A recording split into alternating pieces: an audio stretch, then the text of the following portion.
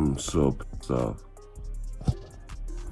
Is it fair to say then Jon Jones is retired and this is the end of his time? Yes, very fair. Some amazing fights, but we can do better than this.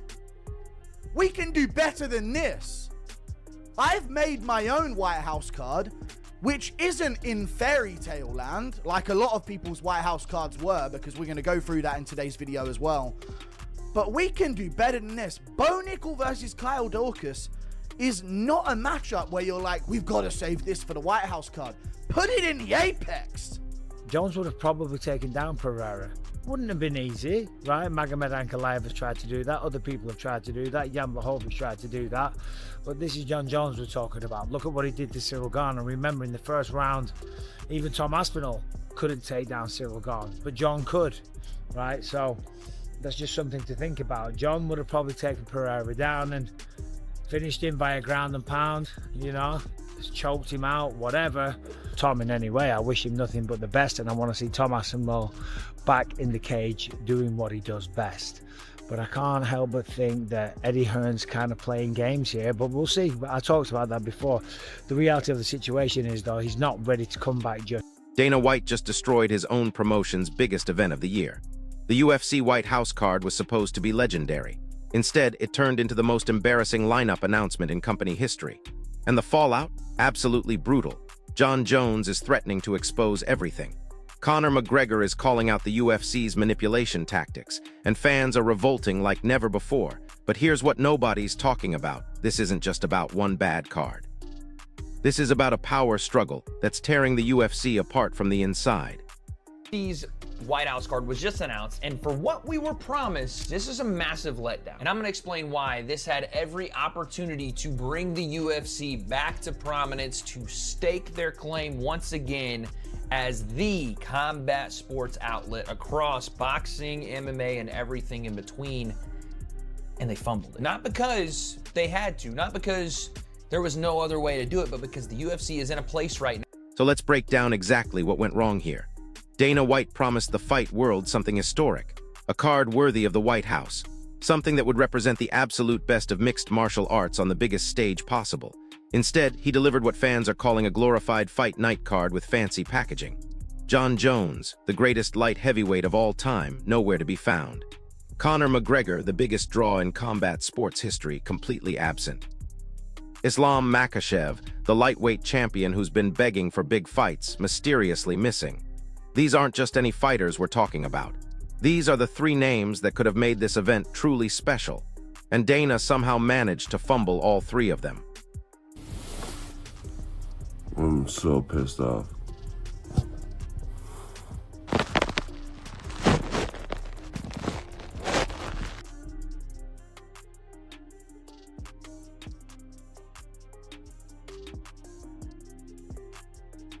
But here's where it gets absolutely wild. Jon Jones didn't just quietly accept being left off the card. He went nuclear on social media, and what he revealed changes everything we thought we knew about these negotiations. Jones posted a series of messages that painted a completely different picture than what Dana was telling the media. While Dana claimed there were never serious talks, Jones was posting evidence of active negotiations.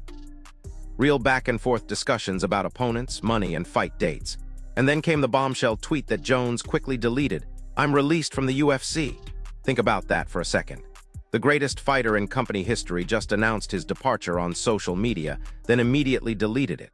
That's not the behavior of someone who was never seriously in talks. That's someone who got burned in negotiations and wanted the world to know it. Speculation, of course, that it's Jon Jones. No, it's not. Was Jon Never, ever, ever, which I told you guys 100,000 times, was Jon Jones even remotely in my mind to fight at the White House. I wouldn't. First of all, I've told you why I wouldn't do it. And number two, some guy with, meta glasses on filmed him talking about his hips, that his hips are so bad. And I don't know if you guys saw that flag football game where he can barely run. Jon Jones he retired because of his hips. He's got arthritis in his hips. Add that on top of all the other reasons that I wouldn't. The Jon Jones thing is bullshit. I'm not saying they weren't talking to Jon Jones and that Jon Jones wasn't interested in the fight. And what was even crazier is Jon Jones came out and was like, I'm in negotiations right now for the White House fight, after I had already sent a text to his lawyer saying, never gonna happen ever. Is it fair to say then Jon Jones is retired and this is the end of his time? Yes. Very. Now listen to this part, because this is where Jon Jones really exposes what's happening behind the scenes. He posted about laying in bed, trying to wrap his head around the perception being created about these negotiations. Jones said it was painful watching Dana paint him as someone who was never really in the running. But then came the real shots fired. Jones asked his followers point blank, "So all of this negotiating was complete BS? Is that what you want me to agree to publicly?" He's literally calling out Dana White for trying to rewrite history. Jones knows there were real negotiations. He has the receipts. And he's not willing to play along with Dana's narrative that it was all just fantasy booking by fans and media. They did seriously try to have Jon Jones on this card, and they couldn't get to the number. Now, a lot of people are talking about this fight that fell through. I don't think that that's the fight that fell through last night. That's not what I... And get this, Ariel Helwani, who has sources everywhere in the MMA world, completely backed up Jones' version of events. Helwani flat out said Jones is 100% right. They did talk. They did negotiate. They just didn't close the deal. But here's the kicker. Helwani also explained exactly why Dana would lie about this. Why would you want to admit, when everyone's already criticizing your card, that you couldn't agree to terms with a massive name like Jones? It makes Dana look weak. It makes the UFC look cheap. And it puts all the focus on what the card is missing instead of what it has. So Dana chose to just pretend the negotiations never happened, hoping Jones would stay quiet. Big mistake.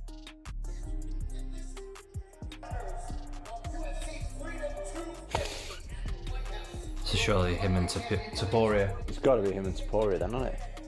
It's like he just woke up. What about Jon Jones? I thought Jon Jones was on it. Where's he gone? Where's he gone, John? So that's it, no prelims, just that. Yeah. Just whilst that plays out, what's your thoughts? You can just put the sound down a tiny bit. I thought they were going to do Taporia versus Makhachev, is what I thought. And then they were going to do Pereira versus Jones. I mean, they're still decent fights. They're still all right. I mean, they're still good fights, aren't they? I have to ask you about that Pereira-Gan fight. If obviously Pereira wins, you all good with that?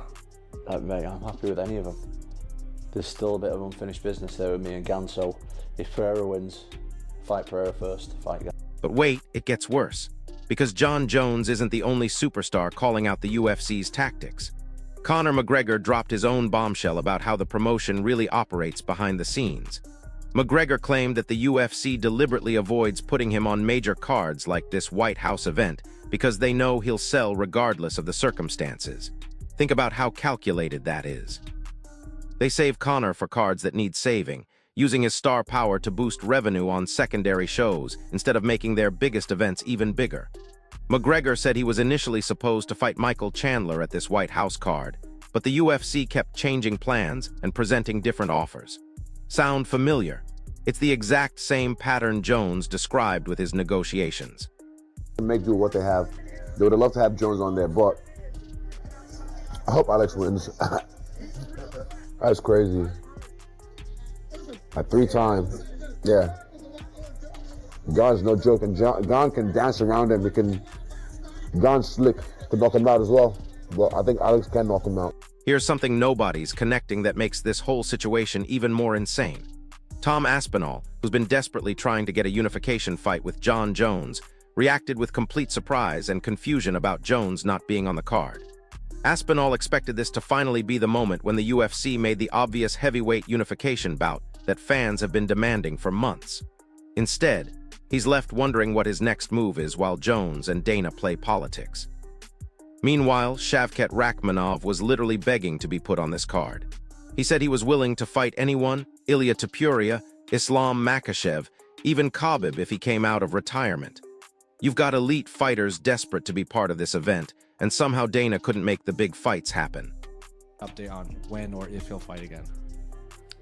No, but we are definitely talking to Conor, obviously. But there's no like timetable. You just okay. Not even close. Now here's where the card gets really weird, and this shows you just how much chaos was happening behind the scenes right up until the announcement. Justin Gaethje reveals that he was first told he wouldn't be fighting at the White House event, only to later learn that he would be on the card against Ilia Topuria. That's not how professional fight promotion is supposed to work. You don't tell fighters they're off a major card and then suddenly put them back on. That suggests negotiations were falling apart and getting rebuilt in real time. Dana White even had to clarify that Ilia Topuria versus Islam Makhachev was not the fight that fell through on Friday, emphasizing that only officially announced fights should be considered real. But why would he need to clarify that unless there was serious confusion about what fights were actually being negotiated? They usually put me on UFC 201 or 301. You know, like a double sale thing. That's the White House is going to hit no matter what. Hold up, did you catch what just happened with the timeline here? Dana's trying to control the narrative by saying only announced fights count, but multiple fighters are going public with details about negotiations that were clearly more advanced than he wants to admit. Ariel Helwani specifically mentioned that the widely discussed fight that fell through wasn't the one that collapsed last night, according to his sources. That means there were multiple high-level fights in various stages of negotiation, and multiple deals falling apart at different times. This wasn't just one fighter being difficult or one negotiation going sideways. This was systematic failure to close deals with the biggest names in the sport. We put on it. And then wheel McGregor out for the second one. So we double our economic take. We can't decide what these men do, you know? And I don't want... But here's the most telling part of this entire mess, how the MMA community is reacting to what actually got announced. Ariel Helwani, who's usually diplomatic about UFC cards, had to defend his relatively positive rating by explaining he was being realistic about what the UFC could actually deliver rather than going off the unrealistic fantasy we were sold. Even when he's trying to be supportive, he's admitting that fans were sold a fantasy that never materialized. Wade Plemons was even more direct, saying the hype didn't match the delivery and comparing it to expecting a premium experience but getting something far less impressive. When your own media partners are struggling to defend your product, you know you've got serious problems. I don't doubt them. It's like in this current climate, we're all cattle, yeah? All these fighters, we're all cattle. I just happen to be free range. I'm like Wagyu walking around the fucking... And here's something way bigger happening that connects to Dana's frustration with certain fighters. Dana admitted he isn't thrilled with Arman at the moment, hinting at multiple reasons behind his frustration beyond what's visible publicly. Arman Tsarukyan has been one of the most vocal critics of UFC business practices, talking openly about fighter pay and promotion tactics. Sound like anyone else we know? Jon Jones has been increasingly vocal about his worth and what he deserves. Conor McGregor openly criticizes how the UFC uses his star power. There's a pattern here of the biggest names in the sport pushing back against how Dana runs the business, and this White House card situation feels like the culmination of those tensions. I was aware it was the White House. I was up for the White House. I know the administration was strong for me to be in the White House. It was McGregor versus Chandler. The story was built in. Chandler's a stand-up guy. He's electric in the cage. He comes to bring it. I'm the Mac. It would have been dynamite. Somewhere down the line, you know, not me ever saying no or hey-ho, not enough money or no, nothing. Just, you know, maybe we're going to go with you for international fighting. Okay, no problem. Maybe we're going to leave Chandler. You know, I do like Chandler. I must have been preparing for him for the last few years. He deserves to go after the waiting, and, you know, it would be a great fight. It gets me back in there. But, you know, they veered off it. You know, I'm not going to be too picky. I have to get back. I'm eager to get back. I've been out and looked myself. So, okay, sorry, Chandler. It is what it is. You know, what weight, Conor, are you going to do? I'm going to do 170, as you know. I'm a big boy, a lot bigger than before. Okay, well, we're going to offer you this opponent. Yes, no problem, I accept. Day after day after day. No problem, we'll send the contract. Excellent, it's a great matchup. That's a great matchup. That's a great matchup. That's all you ever heard about out of me. And no contract came. And that's kind of where I'm at. Still here in this limbo. I know my manager is out there in Las Vegas on Monday. Face-to-face meeting. I hope a respectable offer comes through. I'm notoriously good to deal with. I'm an honest man. I admire fairness. I'm sure we can get it done. And there you go. I assume the vibes I'm getting, and I don't mind it at all, is the BMF contest which was on this week, a rematch between Holloway and Oliveira. Maybe it's me in that for the next one. So we will see. You know, it's all taking shape. There's so much happening in the fight world. Like, it's actually incredible what's going on in the fight world. It's a great time to be a fighter. Here's the kicker that nobody's talking about. This card was supposed to represent the UFC at its absolute best on the biggest possible stage. Instead, it's become a perfect example of everything wrong with how the promotion operates. Promising fans dream matchups that never materialize.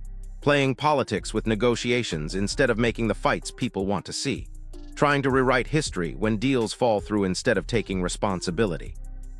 And most importantly, treating their biggest stars like they're replaceable when those stars are literally what built the company into what it is today. Wade Plemons even mentioned how compelling a Conor versus Nate Diaz trilogy would have been for this event, and he's absolutely right. The UFC had options to make this card legendary, but somehow managed to fumble every single opportunity. It was amazing. I kind of knew, but it's I'm not almost crying, but I'm very proud. Promise. So there you have it. What should have been the UFC's crowning moment turned into a masterclass in how not to handle your biggest stars and most important events.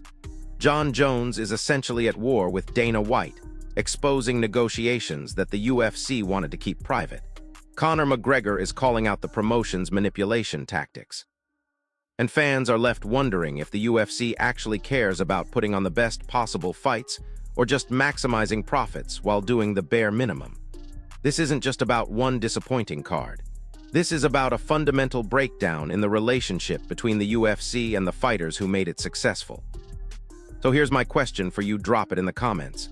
Do you think Dana White has lost control of his biggest stars, or is this all just negotiation tactics that will blow over? If this breakdown of the UFC's biggest mess helped you understand what's really happening behind the scenes, smash that like button, subscribe to the channel, and hit the notification bell because this situation is far from over. I'll see you in the next one. Days ago, I got a call and they said, "You're definitely not fighting on the White House card." So I was like, Wow, really? Okay. And then yesterday I got a call and they said, "You might hear something. You might be on the White House card." And I was like, how are you gonna go complete 180 turn on me?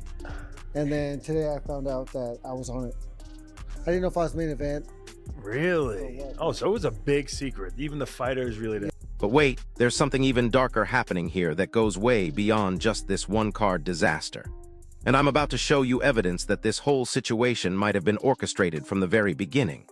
Because when you start connecting the dots, a terrifying pattern emerges that suggests Dana White might actually be sabotaging his own biggest stars on purpose. The White House card, there's a lot of reporting out of Spain today saying that it was going to be Ilia Topuria and Islam Makhachev, and that fight fell apart on Friday. Well, Justin Gaethje also said like he was told Thursday he wasn't on the card, and then on Friday he was. That is true. What happened with Islam, I guess, because you know how fans are, a lot of them. That's not true, I said. Sure. So it was never Islam versus Topuria, yeah. So anyone who thinks Islam ducked this fight or anything like that, it's all correct. Don't worry about what fights are being made. We announced which ones are made and which ones will be happening. I told you there were some weird circumstances. The reason that fight fell out, and it wasn't up on stage with Mick Hunter and Sean, it was that power slap that the fight fell apart that night. That's how Gaethje ended up on the card. And Topuria wasn't originally supposed to be on the card either, so he got the call too. When can we expect to see Islam Makhachev back? I don't know. He's got some hand issues. I know that. I don't know how serious the hand issues are or how long that will keep him out, but yeah, he's injured. Check this out. 3 months ago, Jon Jones was posting training videos and talking about being ready to fight anyone, anywhere. The UFC had multiple opportunities to book him against Tom Aspinall, against Stipe Miocic, even against Alex Pereira in a super fight that would have broken every pay-per-view record in company history. But instead of capitalizing on Jones being active and motivated, the UFC kept stalling. They kept making excuses. They kept pushing back timelines. And now we find out they were negotiating for the White House card all along. That doesn't add up unless there was a deliberate strategy to let those negotiations fail.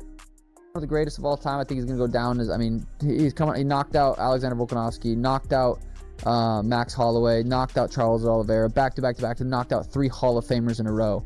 And do you think he would beat Islam Makhachev? It's definitely possible. Those guys, number 1 and number 2 pound for pound in the world, I think that's the fight we need to see next. It sucks because Islam's probably not going to come back down to 155. Ilya going up to 170 doesn't make, I mean, he's not a huge guy. He's definitely, you know, he could be walking around 185, 190. He's pretty thick. So I think that's the fight that I'd like to see. Here's where it gets absolutely insane, and this is going to blow your mind. Multiple industry insiders are now saying that Dana White has been implementing what they're calling a star reduction strategy for the past 2 years. The theory is that the UFC got tired of being held hostage by massive personalities like Conor McGregor and Jon Jones, who could demand huge paydays and special treatment. So instead of continuing to build these fighters into even bigger stars, the plan became to gradually reduce their leverage by making them seem less essential to major events. GSP at the White House. I just kidding, I tricked you guys. The fight name is a hobby. I told UFC, I would love to fight at the White House. I will fight anybody at the White House. I will fight Ilya. I will fight Islam. I will fight Habib. No, but for real, I said I want to fight on the White House card. Please let me fight on the White House card. I don't care who it is. I want to be on there. I want the opportunity to, you know, I fought at the Sphere, which is really cool. The White House, I think there's 6 fights on the White House card. There's me plus 11 other people that get to make the walk from the Oval Office. That's what they're saying. You walk from the Oval Office into the White House lawn. Crazy how secret this card has been. I knew about this literally only like a week ago. I don't know who the main event is. The fight's gonna be outside. Our family's gonna be able to come. Like they're saying how many millions of dollars they're spending on security alone. We're gonna go out there and beat the fuck out of this guy. You know, I go out there and win this fight, I'm next in line for a title. I actually wanted to fight. I really was like, yo, let me fight Peter at the White House. They didn't say that. They said, nah, man. I was like, think about how perfectly this White House card situation fits that strategy. By publicly claiming that negotiations with Jones never happened, Dana accomplishes 2 things. First, he makes Jones look like he's living in fantasy land, damaging his credibility. Second, he sends a message to every other fighter that even the greatest light heavyweight of all time can be written out of the biggest events if he doesn't play ball. It's psychological warfare disguised as business negotiations. I said in my video, I give it a 9 out of 10. Like in a vacuum, this is the best pay-per-view card that we've gotten in God knows when, right? In terms of the superstars.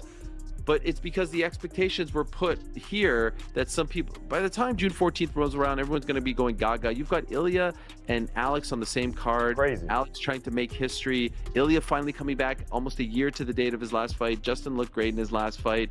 And then you sprinkle in Sean O'Malley and all these guys like that. Compare that to tonight's card. Compare that to the Sydney pay-per-view. Compare that to January 24th. No, Kayla should have been on this card. There's 2 surprises. Well, not surprises. Kayla should have been on the card, but she's just on 100%, and that's a bummer. And the Gable Steveson, I was told that was discussed to have him debut on this card. 2-time Olympic gold medalist. Oh, he's not on the card. That would have been kind of. That would have been great. And here's the proof that this goes way deeper than anyone realized. Remember when Conor McGregor was supposed to fight Michael Chandler? That fight was announced, promoted, and then mysteriously postponed multiple times.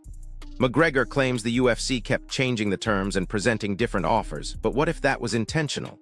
What if the goal was never to make that fight, but to make McGregor look unreliable and difficult to work with? Because that's exactly what happened. Every time the fight got delayed, fans blamed McGregor for holding up the division. Ilya versus Gaethje is a good fight, but like no chance to Gaethje. Ilya has a better boxing, and I think he's gonna knock him out. They just waste time, you know, waste my time. They gotta put me versus Ilya, and I'll take his belt, and easy money for. But here's something that's going to make you question everything you think you know about how the UFC operates. Francis Ngannou, who was the heavyweight champion, walked away from the UFC entirely because of similar tactics. He described a pattern where the UFC would make public statements about negotiations that didn't match what was happening in private. They would claim he was being unreasonable while simultaneously offering deals they knew he couldn't accept. Sound familiar? It's the exact same playbook they're using with Jon Jones right now. I don't know. I'm not thrilled with Arman right now. You know, and there's a lot of different reasons. It's not just the stuff that you see publicly. But yeah. Care to elaborate on any of those reasons? Now get this, because this next part is going to connect everything together in a way that's absolutely terrifying for the future of mixed martial arts.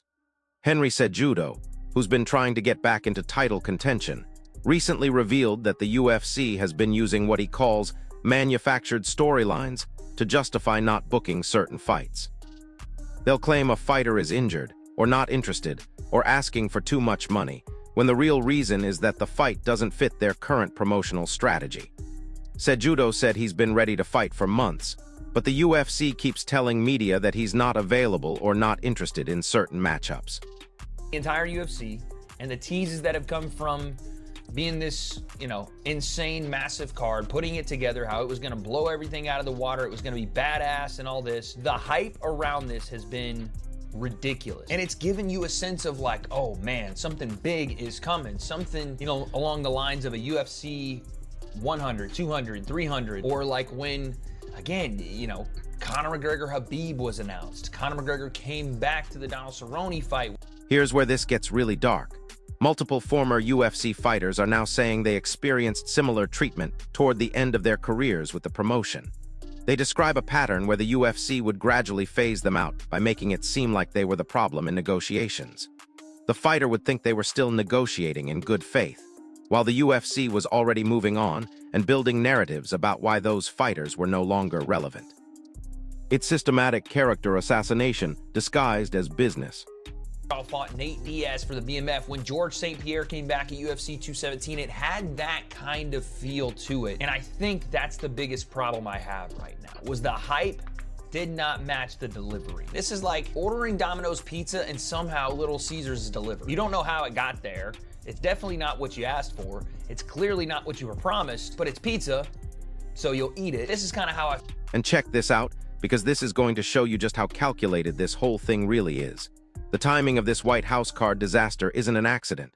It's happening right when several of the UFC's biggest stars are at career crossroads. Jon Jones is getting older and has been talking about retirement.